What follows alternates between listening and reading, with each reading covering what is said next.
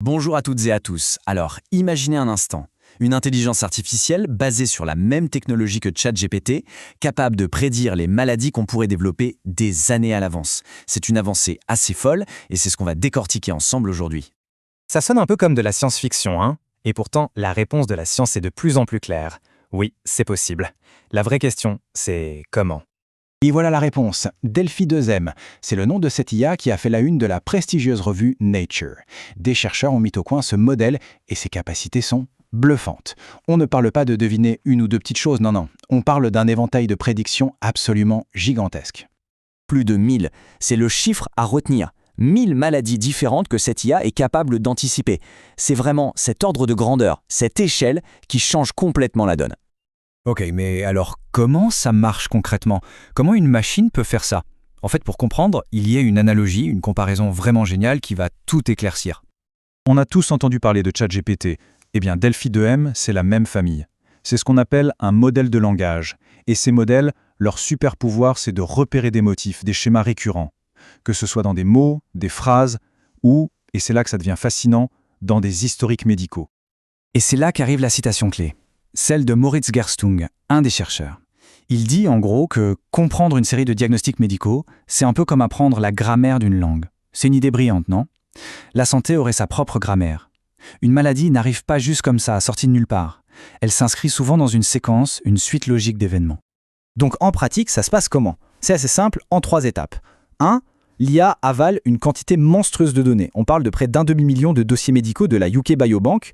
2. C'est là que la magie opère. Elle ne se contente pas de stocker l'info, elle apprend. Cette fameuse grammaire de la santé. Elle tisse des liens entre les diagnostics que personne n'avait vus avant. Et 3. Une fois qu'elle a appris tout ça, elle peut commencer à calculer des probabilités, à prédire ce qui pourrait arriver ensuite. C'est assez fou. Ok, on pourrait se dire, les médecins ont déjà des outils pour prédire les risques, non? Alors, qu'est-ce que ça change vraiment? Eh bien, toute la différence est là. Ce n'est pas juste une petite mise à jour, c'est un vrai saut de géant. Prenez un outil comme QRisk 3.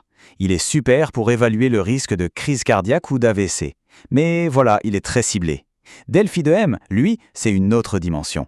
L'un des co-auteurs, Ewan Birney, le résume parfaitement. Ce modèle peut gérer toutes les maladies en même temps sur le long terme. C'est la différence entre regarder par le trou de la serrure et avoir une vue à 360 degrés. Bon, c'est bien beau tout ça, mais est-ce qu'un modèle entraîné sur des données britanniques peut marcher ailleurs? C'est la question piège. Et pour y répondre, les chercheurs ont fait le test ultime. Ils ont appliqué leur IA à un tout autre jeu de données encore plus gros.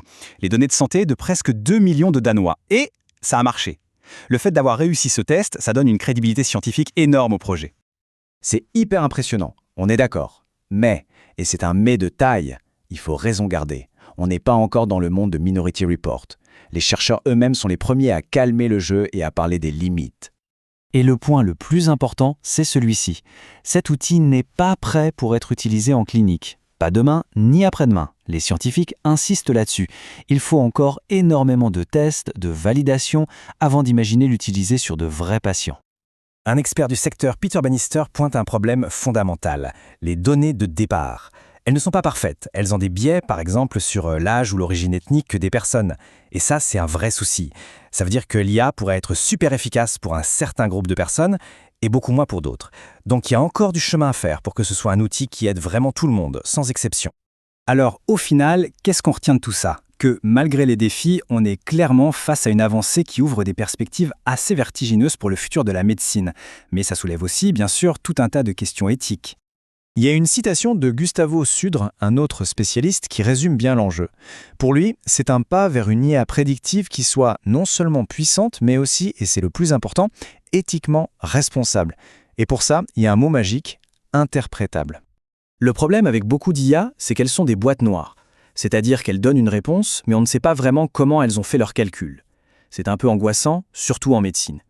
L'objectif, c'est donc de créer des IA interprétables, où un médecin peut comprendre pourquoi l'IA a fait telle ou telle prédiction. C'est la condition sine qua non pour la confiance et la sécurité. Et tout ça nous amène à la question de fond pour le futur.